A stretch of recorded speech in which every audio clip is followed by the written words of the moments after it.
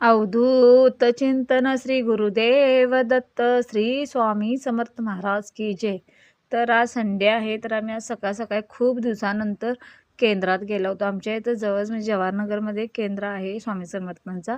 तिथं आम्ही आज दर्शनाला गेलो होतो. माझ्या मोठ्या मुलगीचा आज बड्डे आहे. तर म्हटलं पहिल्यांदा स्वामींचं दर्शन घेऊन दिवसाची सुरुवात करूया. तर खूप म्हणजे शांतता होती आणि आमच्या इथल्या केंद्रात आता पारायण चालू आहेत. गुरुचरित्र सारामृतचं पारायण आणि दुर्गा सप्तपदीचे पाठ चालू आहेत. त्यामुळे वरी ह्याची बैठक व्यवस्था वर आहे केंद्रातली आणि इथं बसायला वगैरे नामस्मरण वगैरे कोण करतात इथं बसतात आणि पारायण वगैरे असेल तर ते वर करायला बसतात. तर ते पारायण वगैरे चालू होतं आणि थोडा वेळ तिथं आम्ही स्वामींचं दर्शन घेतलं, थोडा जप केला आणि तिथून मग म्हटलं आता तिथंच आमच्या घराजवळच एक आता केंद्रात जे युद्ध वगैरे चालू आहे त्याच्यासाठी दुर्गा सप्तपदीचे पारायण चालू केलेले आहे.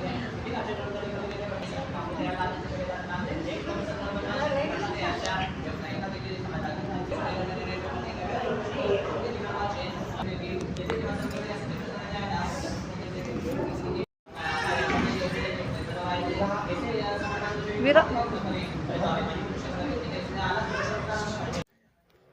स्वामींचं दर्शन झाल्यानंतर आम्ही ज्योतिबाचं दर्शनासाठी गेले. ज्योतिबाचं मंदिर आमच्या घराजवळच आहे.